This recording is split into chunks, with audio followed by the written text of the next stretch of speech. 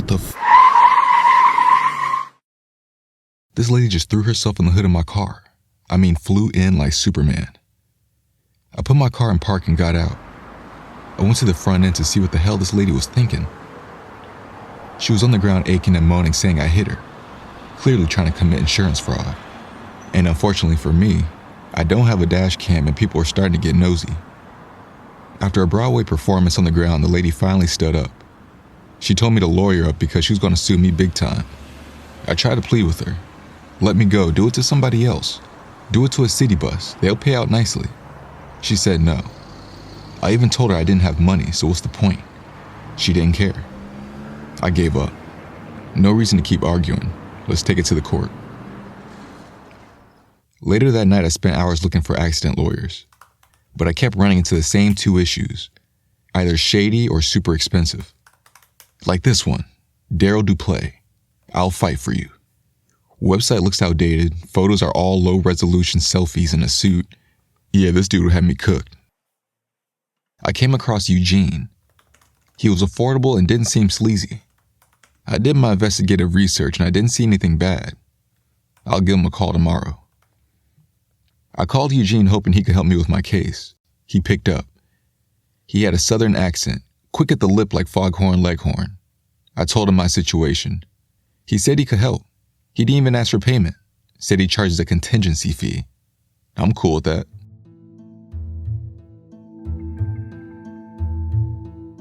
His office was in a strip mall. Supreme Eugene Law Firm. I was starting to get the sleazy vibes, but I won't judge a book by its cover. I was buzzed in. A receptionist was sitting at her desk stapling papers. I walked over and told her about my appointment with Eugene. She told me to take a seat and Eugene would be right out. In the corner was a plastic-wrapped couch. I haven't seen one of those since childhood at my auntie's house. I took a seat and grabbed a magazine. After about 5 minutes of flipping, a door next to the receptionist opened. A man in a suit walked out. He looked like my uncle in his Sunday best. Alligator shoes, suit with the shoulder pads, and a clean taper fade. He smiled, revealing his gaping gold tooth. He beckoned me to follow him through the door. I entered his office and took a seat in front of his desk. That seat had plastic too. Before we began our talk, Eugene offered me a bowl of raisins. They were all clumped together like they'd been sitting on the table for a while. I said I'll pass. Eugene took a handful and shoved it in his mouth, then used his pinky to pick out the pieces that got stuck. He told me I have a strong case. Insurance scammers never win. I was relieved. I asked him how he's going to handle the case, like what he's going to say, because I damn sure didn't have any proof. Eugene said not to worry, so I guess I won't worry. I gave him the court date information and left shortly after. A couple weeks passed and Eugene and I were in the courtroom. I was nervous, but Eugene kept reassuring me everything will be fine. We stood there waiting behind our table. I started to periodically check the time on my phone. Where the hell is this woman? She never showed. Eventually, the judge banged the gavel and dismissed the case. I felt a wave of relief over me. Eugene and I joined outside the courthouse for our final goodbye. I thanked him for helping me out. He said if I ever need an accident attorney, give him a call.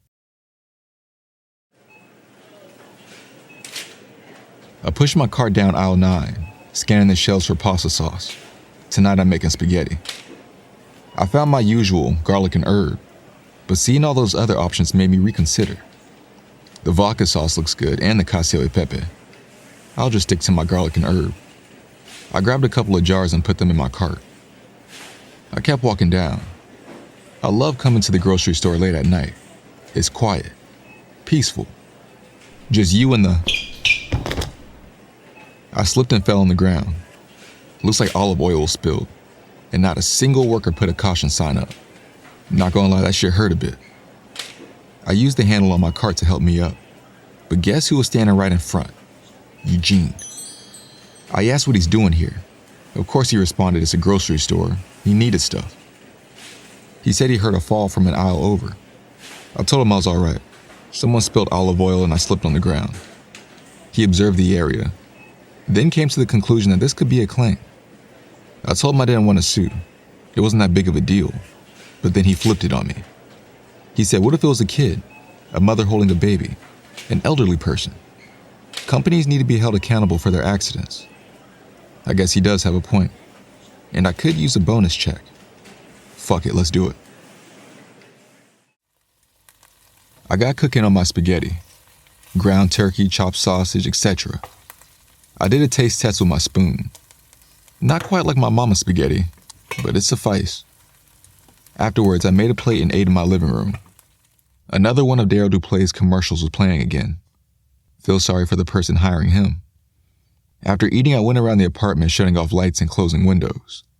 As I was closing my kitchen window, I saw a woman walking down the sidewalk. It was a woman from my car accident. I couldn't believe it. I shut the window, grabbed my jacket, and went outside. I jogged up to the lady and asked why she didn't show up in court. She said she didn't remember. I reminded her about the insurance scam she pulled and taking me to court. She acted like she'd never seen me in her life. Jokingly, I said, "You left me and my lawyer Eugene hanging." When I said Eugene, her eyes grew wide. A look of fear washed over her face. She kept repeating, "Eugene, Eugene," and ran off. So strange. Were we talking about the same Eugene? I went back inside my apartment and called it a night, but I kept hearing that woman's voice in my head. Eugene, Eugene. A couple weeks later, it was court day. I pulled in the parking lot and parked next to Eugene. He was standing near his trunk. I got out of the car and approached him. Eugene popped open his trunk and handed me an orthopedic boot and crutches. He said it'll help sell the injury. While I was locking the boot on, I asked Eugene if he knew what happened to the woman from the insurance scam. He quickly said no and diverted the subject, began going over notes for the slip and fall case. I tried to ask him again, but he stuck to the notes. Something he's not telling me.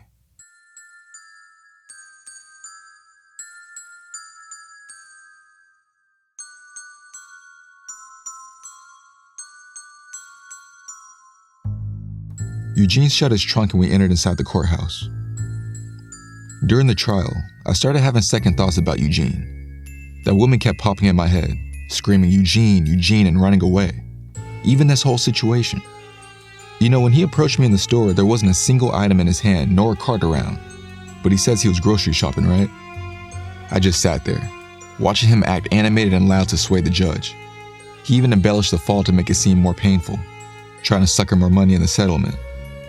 I almost felt bad for the grocery store reps. They were getting robbed in broad daylight in front of a judge. Eugene was a pro manipulator. I could do a Gene Kelly dance number on this table, and he'll still find a way to make it part of the injury. We won the case, $20K payout. Eugene took his percentage, and that was that. A month passed. Everything seemed to be getting back to status quo. No accidents, no incidents, no Eugene.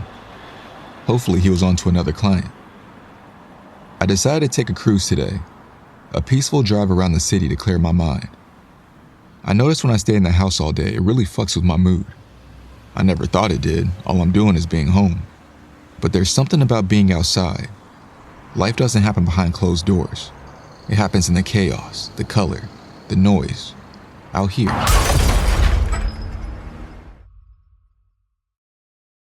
I woke up dizzy.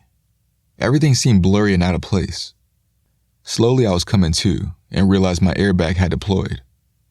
For that shit to happen, it must have been a hard hit. I took off my seatbelt and shoved my door open.